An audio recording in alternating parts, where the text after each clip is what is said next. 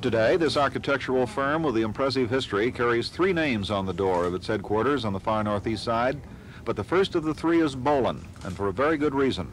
4 generations of Bolens guided the firm for the first 107 years it existed. Founder Dietrich Bolen died in 1891, but a number of the buildings he designed survive. There's the Morris Butler home of the 1860s.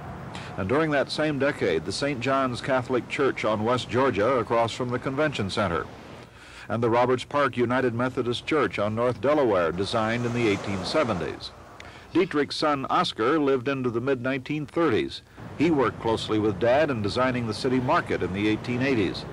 It was Oscar's firm that designed the city's first skyscraper, the Majestic Building, still standing in the 100 block of North Pennsylvania Street. Old design drawings are still preserved in the firm's modern offices today. Incidentally, that first Indianapolis skyscraper was 10 stories high when it was completed in the 1890s. When Oscar died, it was said he had drawn plans for at least one building in nearly every business block in the downtown area. Oscar's son August joined the firm in 1910. He was to head a group that established the state's first building codes. He designed the front of St. Peter and Paul Cathedral on North Meridian. Files reveal that there was more than one version of what the front of that structure should look like before the job was completed. Also among the sketches, specifications for the Murat Temple, which opened in 1910.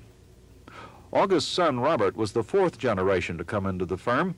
5 years of military service in World War II delayed that until 1946. He died just 14 years later. Today, 130 years after it all started, there is no Bolen in the firm. Its chief executive officer is Melvin Meyer, who joined the firm right after his return from World War II service.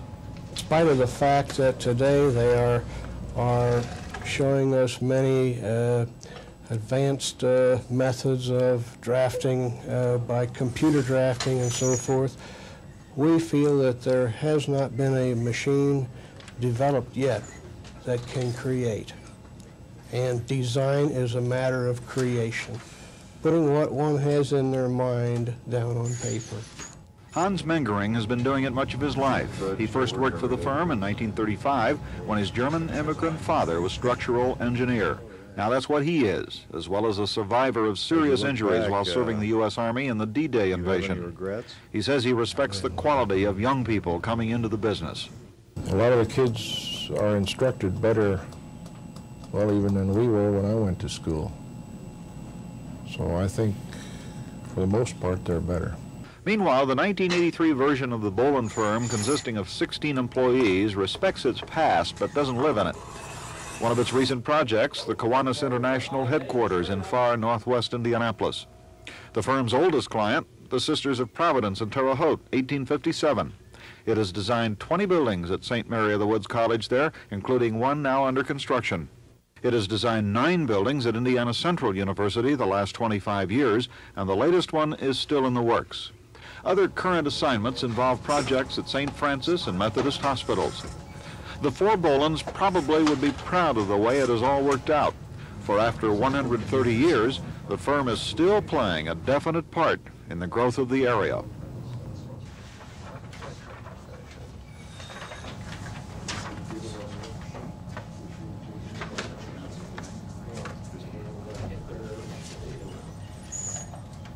For this.